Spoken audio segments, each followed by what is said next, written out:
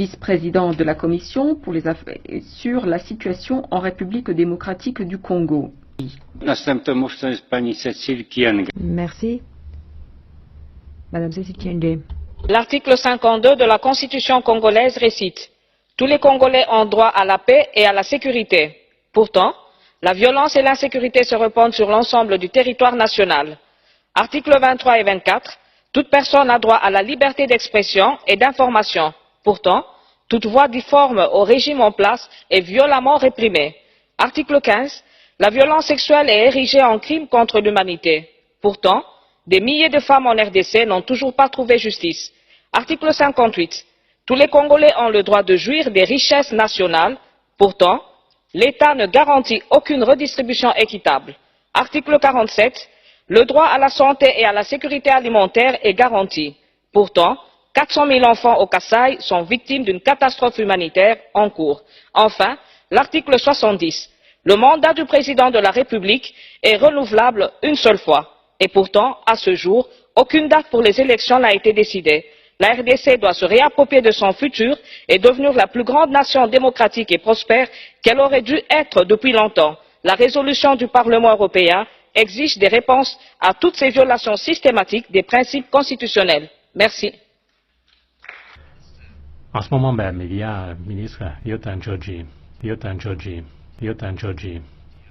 un ministre de la RDC, qui a contacté différents députés ici, et je suis sûr qu'on lui a donné ou qu'on lui a fait passer le même message, c'est-à-dire qu'il faut respecter l'accord du 31 décembre, préparer les élections correctement. Il n'y a pas d'issue.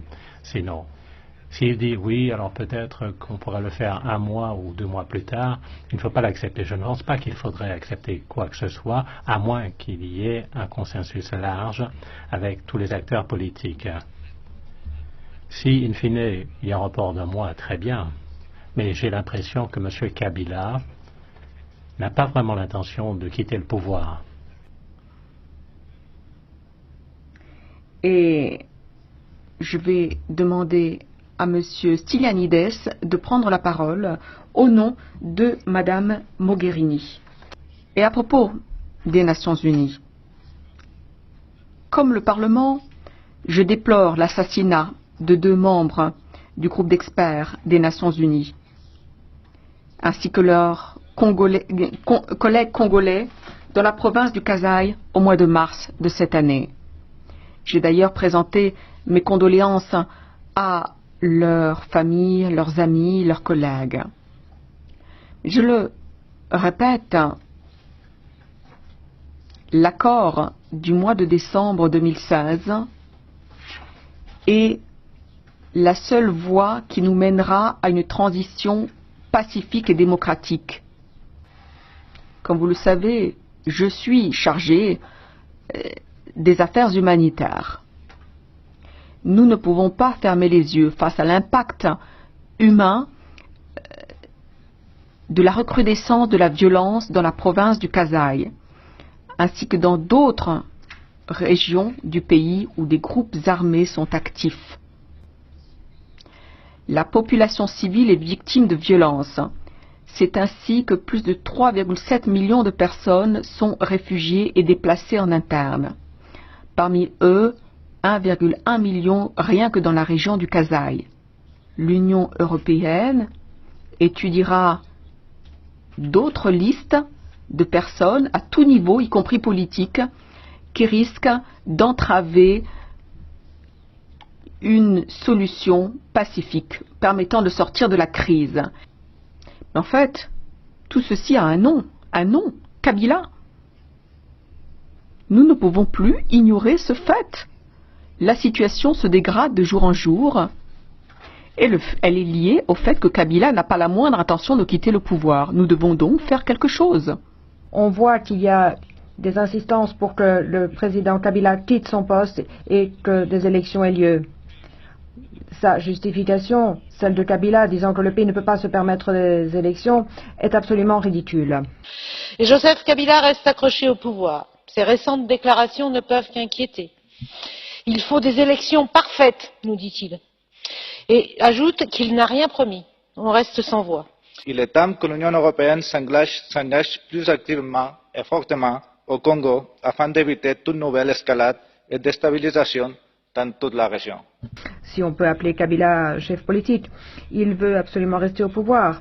Il y a des mercenaires armés, il y a une violation des droits de l'homme, des minerais du sang, la situation ne fait que se dégrader à vue d'œil.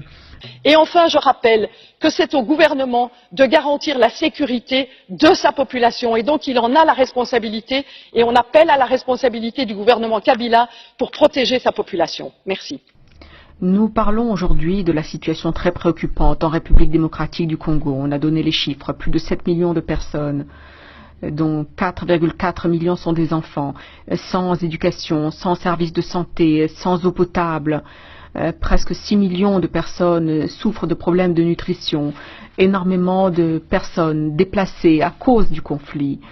Monsieur Castaldo, merci. Monsieur le Président, que reste-t-il de la RDC? Seulement la géographie, il n'y a plus de république, plus de démocratie.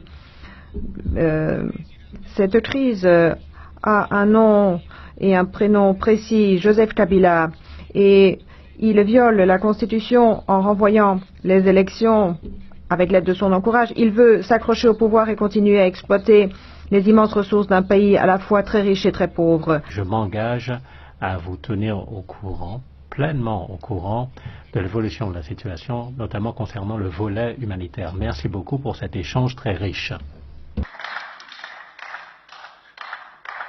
Je vous remercie, Monsieur le Commissaire.